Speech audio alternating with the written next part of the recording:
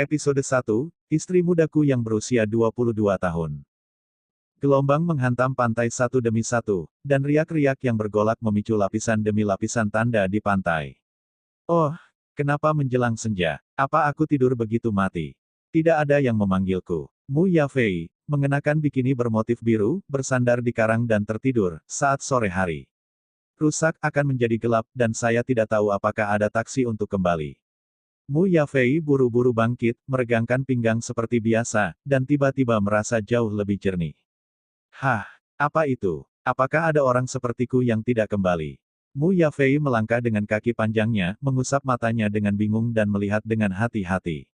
Ah, tolong, seseorang tenggelam. Mu Yafei menjerit panik untuk pertama kalinya setelah melihatnya dengan jelas. Di tepi laut tidak jauh dari sana, ada sosok kuning kecoklatan mengambang di pantai, dan tubuhnya terus-menerus terapung oleh ombak. Tidak, pada saat ini, di mana orang akan berada di pantai?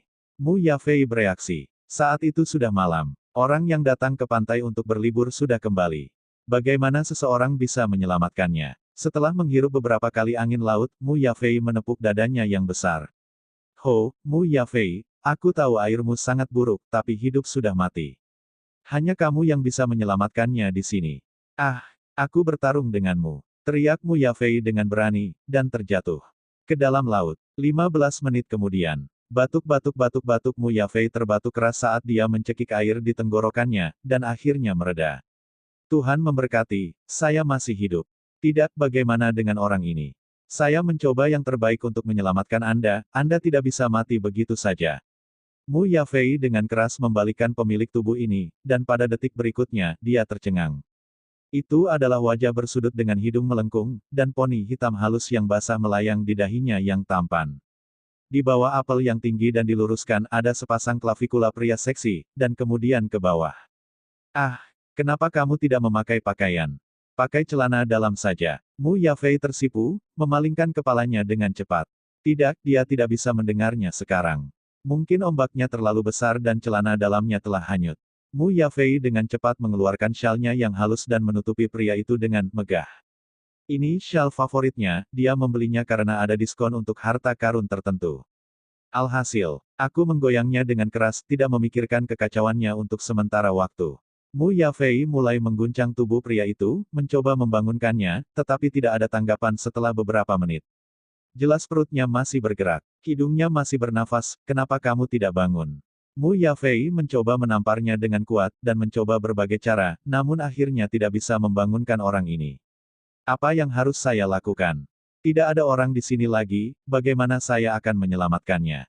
Tiba-tiba, cara yang sangat efektif untuk menyelamatkan personel yang tenggelam muncul di benak Mu Yafei. Respirasi buatan. Tidak, aku masih berciuman untuk pertama kalinya, tapi jika kamu tidak menyelamatkannya. Mu Yafei berjuang beberapa saat, dan akhirnya mengertakkan gigi dan kehilangan kendali.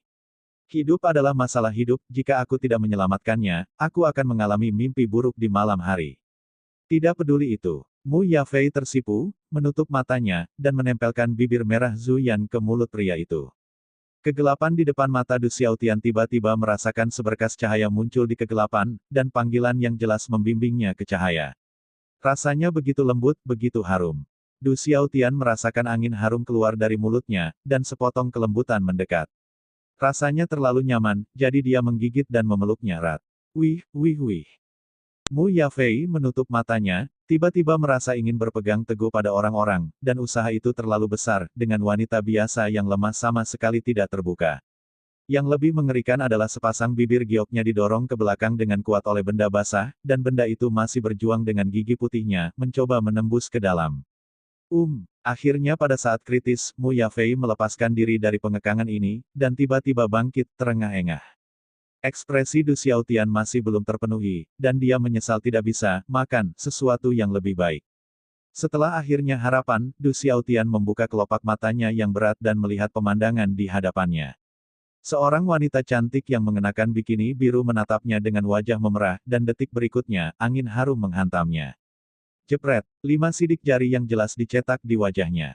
Kamu bajingan besar. Aku baik hati menyelamatkanmu. Jadi kamu tiba-tiba. Mu Yafei yang terengah-engah yang mengabaikan kemarahan, Du Xiaotian tersadar oleh kipas tamparan ini. 1 bulan lalu, Du Xiaotian dibesarkan dan disiksa oleh pria berusia 18 tahun itu dan dibuang ke laut. Brengsek, bau patua. Apa kau serius? Seorang lelaki tua dengan rambut jarang duduk dengan nyaman di kapal pesiar meraih pipa besar kesayangannya dan menggigitnya dengan keras. Bau busuk, aku telah memberimu makan selama 18 tahun tanpa hasil, dan kamu masih ingin orang tuaku memberimu uang pensiun.